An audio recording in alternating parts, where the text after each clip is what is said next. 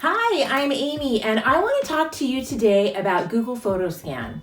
Because if you're out visiting family and having a great summer, maybe you're going to a family reunion, sometimes you run across pictures like these, and they're hung up on the wall, and you can't take them down and you can't scan them. But if you hold your camera up to take a photograph, it's not always going to turn out so good.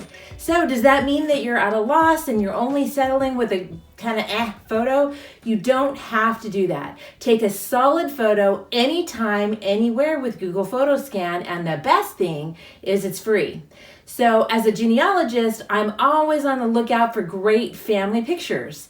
And I'm frequently at somebody's house, and I don't want to ask them to take down the picture and take it out of the frame and do all that kind of stuff. I mean, maybe they'll let you do that, but a lot of times they won't. So what do? Well, let me show you really quickly how to use Google Photoscan. Super easy, and like I said, it's free, so you have nothing to lose with putting it on your phone. Now, the one thing that I will say is that you do need to vary your light a little bit. Because as you can see from these pictures, like this picture over here is picking up a lamp that I have in the room that's on. And this picture over here is picking up the window and the blinds that I have in my window. And so it sometimes helps, I will tell you, to mess around a little bit with the lighting in the room. Give it a couple of different tries. There's no limit. And then that way you can see which picture ends up best. But let me show you the difference, okay? So this is a photograph taken just with my camera. And I've got a brand new iPhone, so it's a good camera. And then this is a photograph taken with Google Photoscan. Pretty cool, huh? So let me walk you through the process. So first you install the app on your phone, and then you just open up the app. You can use this on an Android or an Apple phone. I have an Apple phone, so that's what I'm using. But let me just show you how it works. It's really so easy and it's so cool, and I really love having this on my phone. So anytime, anywhere, I can get a great picture of a picture, which is so helpful. I turned off some of the lights in the room to eliminate some of the ambient light. So they guide you through the process. And when you open the app, it says position photo within frame. So I'm gonna do that.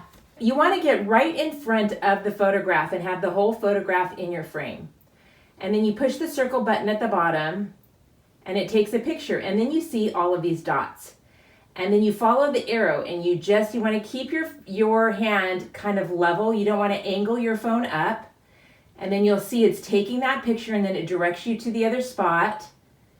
And so then you take that picture, and I'm trying to keep my phone as the same distance away from the picture, and I'm trying to keep it fairly straight. And I'm just moving over and taking all 4 pictures, and now I'm done. So now it's asking me if I would like to access my photos. So now I can see the photograph down here, and it's already kind of cropped the photograph, and maybe I don't like it. If you just click the adjust corners here at the bottom, then I've pulled away from the picture, and I can even get that frame. Like, let's say that frame means a lot to me and I want to keep it in the actual frame.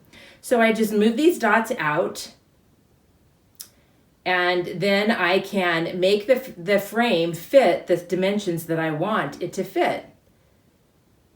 You want to try to make sure it's pretty square, but again, remember, you can still put it into editing software, and you can do some other editing on it and stuff like that as well, if it's not like 100%. But so now I've got it, and I'm keeping it in the entire frame. Now, if I wanted to, I could reduce those corners, and I could just take an image of the photograph, or maybe the mat around the photograph.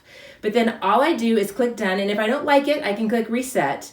But I just click done, and then it's asking me, allow Photoscan to modify this photo. Yes, I want to modify it.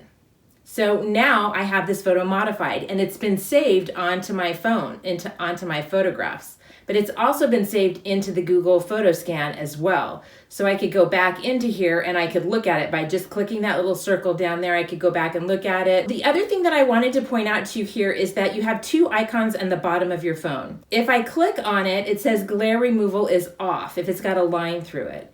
But I want the glare removal on almost all the time, so I leave that on. If I click the light, that means the flash is off or the flash is on, so you can manually adjust that as well. It's so simple, as you can see. It's really not hard to do. And then all of a sudden you have a great photograph. So let me go into my photos here, and here you can see a photograph my photographs right here in my most recents. So I have it saved onto my phone, and then I can upload it to whatever medium. It gives you a pretty good quality picture. It's not like a huge megabyte picture, so you can't necessarily blow it up really, really big like you can if you're going to scan something at a ton of DPI, but it's pretty slick. So that's it. That's Google Photoscan. So fun, so easy. And now when you're traveling this summer and visiting family, you can take a picture of a picture and it'll turn out well. And it'll be a great thing for you to have in your family history or just to have, right? So have a great day. Thank you so much for watching the video. Click like if this has been of help to you.